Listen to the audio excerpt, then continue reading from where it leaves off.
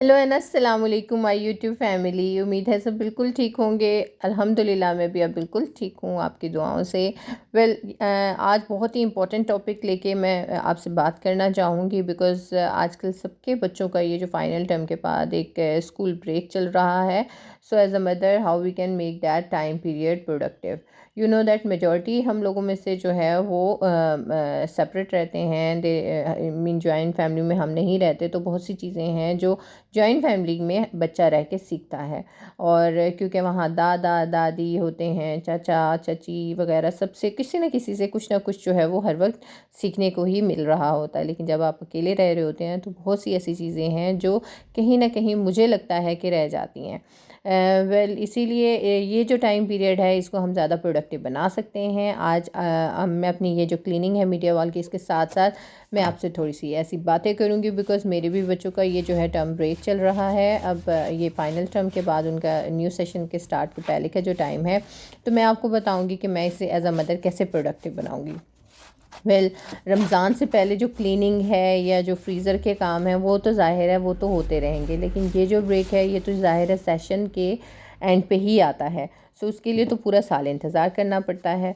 Because you know that I am a single mother, तो what I do mostly ऐसे होता है कि इस तरह के टर्म ब्रेक, अब जैसे ये टर्म ब्रेक आ गया है तो इसको मैं ऐसे यूटिलाइज़ करूँगी कि मैं अपने बच्चों का, ज़ाहिर है बच्चों को आपने मोबाइल या लैपटॉप या टीवी से आप दूर नहीं रख सकते, उनको इस तरह की भी इंटरटेनमेंट चाहिए है जिसको यूजुअली स्क्रीन टाइम कहते हैं। सो मैं क्या करूँगी कि दोनों का एक टाइम रख दूँगी और मैं बहुत स्ट्रिक्ट हूँ। If I will give them the 2 hours तो इट मीन्स 2 आवर्स ओनली, ठीक है। एंड आफ्टर दैट मैं वो उनसे फ़ोन या लैपटॉप उनसे ले लूँगी या वो अपने जो रिस्पेक्टिव जगह है वहाँ पे वो रख देंगे। अगर वो ऐसा नहीं करते तो मैं उनसे कभी भी अब्यूज़िव लैंग्वेज या उनको मारूंगी नहीं, अब्यूज़िव लैंग्वेज यूज़ नहीं करूँगी उनको मारने वाला काम, क्योंकि अब मारने धारने वाला वक्त जो है ना वो एक टाइम तक होता है। और वैसे भी अगर सपोज़ मैं उन्हें मारना शुरू कर दूं तो एक टाइम के बाद जब मेरे बच्चे बड़े हो जाएंगे तो उस वक्त तो आपको पता है टीनेज के बाद बच्चों को आप किस तरह से संभालेंगे। अभी मेरे कहने में अगर असर नहीं है तो वो जब बड़े हो जाएंगे, मैच्योर हो जाएंगे, तो वो फिर मेरी बातों को कैसे सुनेंगे। इसलिए मोस्टली मेरा कह देना मैं समझती हूँ कि उनके लिए काफ़ी होता है। और अल्हम्दुलिल्लाह अल्हम्दुलिल्लाह बड़ी बात नहीं करती, अल्लाह ताला उन्हें ऐसा ही नेक रखे, वो अल्हम्दुलिल्लाह मेरी बात को सुन लेते हैं। ये माँ बाप के लिए बहुत बड़ी बात होती है कि उनके बच्चे जो हैं अल्हम्दुलिल्लाह ओबीडियंट हों। स्क्रीन टाइम पे मैं बहुत ज़्यादा फोकस करूँगी, क्योंकि अगर आप बच्चों को सिर्फ अपने पीस ऑफ माइंड के लिए बच्चों को फ़ोन दे देते हो तो उनकी तरबियत रह जाती है।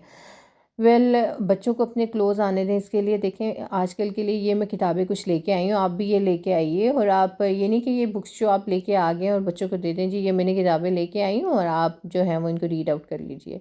ऐसा नहीं है। अब मैं क्या करूँगी, जो इस वक्त भी मैं ये कह रही हूँ कि मेरे बच्चे सोए हुए हैं और ये बहुत अर्ली मॉर्निंग है और मैं इस वक्त ये क्लीनिंग भी कर रही हूँ ताकि मेरे सारे काम ख़त्म हो जाएं और फिर जब मेरे बच्चे उठेंगे तो उसके बाद नाश्ता करने के बाद I can give them quality time. ये बुक्स मैं ख़ुद रीड आउट करूँगी, इंग्लिश की हैं कुछ और कुछ उर्दू में भी हैं, ताकि अगर वो ख़ुद पढ़ना चाहें तो उनकी उर्दू और इंग्लिश रीडिंग भी अच्छी हो और बहुत कुछ इन्हें अपने रिलीजियस पॉइंट ऑफ व्यू से भी सीखने को मिले और कुछ कॉमिक और फ़नी जो हैं वो स्टोरीज़ भी हैं और कुछ अच्छी बातें भी हैं।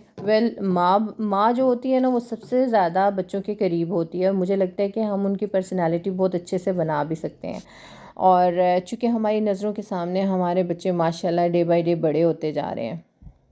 सो as a mother I think मेरे लिए ये बहुत ही ज़बरदस्त टाइम है। हम डेली बेसिस पे माएँ जो हैं वो हर वक्त बिल्कुल टेप रिकॉर्डर की तरह हम लोग हर वक्त चलती ही रहती हैं, बोलती ही रहती हैं। लेकिन मुझे ये लगता है कि ये टाइम जब बच्चे बिल्कुल मेंटली रिलैक्स्ड हैं and they have given there final term exams, और ये बिल्कुल रिलैक्स हैं और खुश हैं और नई बुक्स वगैरह लाने के एक इन्हें खुशी भी है और नई क्लास में जाने की भी। तो ये एक जो टाइम है जिस वक्त वो मेंटली रिलैक्स हैं तो मैं उन्हें और बहुत सी अच्छी अच्छी बातें सिखा सकती हूँ।